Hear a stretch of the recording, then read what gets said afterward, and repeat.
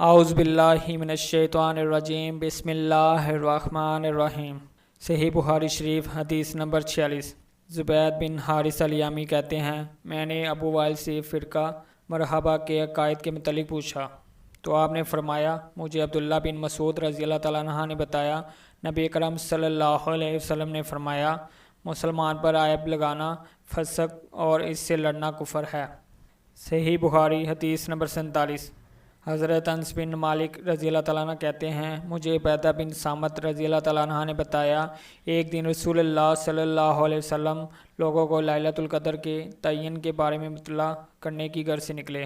دیکھا کہ دو مسلمان عبداللہ بن ابی حضرت اور کعب بن مالک باہم جھگڑ رہے ہیں، تو آپ نے فرمایا، میں اس لیے نکلا تھا کہ تمہیں لیلۃ القدر کے تعین کے متعلق بتاؤں، اور دیکھا کہ فلاں بن فلاں باہم جھگڑا کر رہے ہیں، اسی وجہ سے اس کے تعین کو اٹھا لیا گیا، اور شاید کہ تمہارے لیے یہی بہتر ہو، اور لیلۃ القدر کو ماہ رمضان کی 27ویں، 29ویں، 25ویں رات میں تلاش کرو۔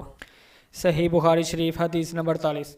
حضرت ابو ہریرہ رضی اللہ تعالیٰ عنہ روایت کرتے ہیں کہ نبی اکرم صلی اللہ علیہ وسلم اچانک ایک دن لوگوں کے پاس تشریف لائے، اور آپ کی خدمت میں ایک فرشتہ بصورت مرد حاضر ہوا اور کہا، متعلقات ایمان کیا ہے؟ فرمایا، ایمان یہ ہے تم اللہ اور اس کے فرشتے اور آخرت میں اللہ کی ملاقات اور اس کے رسولوں اور موت کے بعد بعث پر ایمان لے آؤ۔ اس نے پوچھا، اسلام کیا ہے؟ فرمایا، اسلام یہ ہے کہ تم اللہ کی عبادت کرو اور اس کا شریک نہ بناؤ، نماز قائم کرو اور زکوٰۃ جو فرض کی گئی ہے ادا کرو، اور ماہ رمضان کے روزے رکھو۔ اس نے کہا، احسان کیا ہے؟ فرمایا، اللہ کی تم عبادت اس طرح کرو کہ تم اس کو دیکھ رہے ہو، اور اگر تم اس کو نہیں دیکھ رہے ہو تو یقین محکم رکھو وہ تم کو دیکھ رہا ہے۔ اس نے کہا، قیامت کب ہے؟ یعنی وقت قیامت۔ فرمایا، جس سے پوچھا جا رہا ہے وہ پوچھنے والے سے زیادہ علم نہیں رکھتا، ہاں ان کی علامات تجھے بتا دیتا ہوں۔ وہ یہ ہیں، جب لونڈی مالک کو جنم دے گی اور سیاہ اونٹوں کے چرواہے بلند و بالا عمارتوں پر باہم فخر کریں گے۔ ہاں، قیامت کا علم 5 چیزوں میں شمار کیا گیا ہے جنہیں خدا کے سوا کوئی نہیں جانتا۔ پھر نبی اکرم صلی اللہ علیہ وسلم نے یہ آیت مبارکہ تلاوت فرمائی۔ ترجمہ: بے شک اللہ کے پاس ہے قیامت کا علم، آخر آیت تک۔ سورہ لقمان آیت 34۔ پھر وہ شخص واپس لوٹا تو آپ نے صحابہ کرام سے فرمایا، اسے واپس بلاؤ۔ آپ نے فرمایا، یہ جبرائیل تھے، اس لیے آئے کہ لوگوں کو ان کا دین سکھائیں۔ ابو عبداللہ امام بخاری فرماتے ہیں، کامل ایمان وہ ہے جو ان تمام امور پر مشتمل ہو۔ صحیح بخاری شریف حدیث نمبر 49۔ حضرت عبداللہ بن عباس رضی اللہ تعالیٰ عنہ فرماتے ہیں، مجھ کو ابو سفیان بن حرب نے بتایا کہ مجھے ہرقل نے کہا، میں نے تجھ سے سوال کیا تھا، کیا اس نبی اکرم صلی اللہ علیہ وسلم کے پیروکاروں میں اضافہ ہو رہا ہے یا کمی ہو رہی ہے؟ تو نے اپنے گمان کے مطابق کہا، ان میں اضافہ ہو رہا ہے۔ ہرقل نے کہا، ایمان کی نشانی اس طرح ہے کہ مثل نور ظاہر ہوتا ہے اور دن بدن اس میں اضافہ ہوتا رہتا ہے، اور عبادات کی وجہ سے وہ مکمل ہو جاتا ہے۔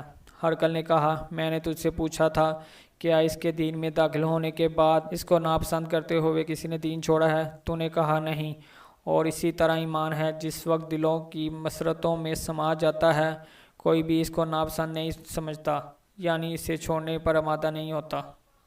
صحیح بخاری شریف حدیث نمبر 50۔ حضرت نعمان بن بشیر رضی اللہ تعالیٰ عنہ فرماتے ہیں، میں نے رسول اللہ صلی اللہ علیہ وسلم کو فرماتے سنا ہے، حلال بھی واضح ہے اور حرام بھی، اور ان دونوں کے درمیان مشبہات جن چیزوں کا معین حکم واضح نہ ہو ہے، اور اکثر لوگ ان سے لا علم ہے، اور جو شخص مشبہات سے بچ نکلا اس نے اپنی عزت اور دین کو محفوظ کر لیا، اور جو شخص مشتبہ چیزوں میں پڑ گیا وہ اس چرواہے کی مانند ہے جو شاہی چراگاہ کے قریب اپنی بکریاں چرائے۔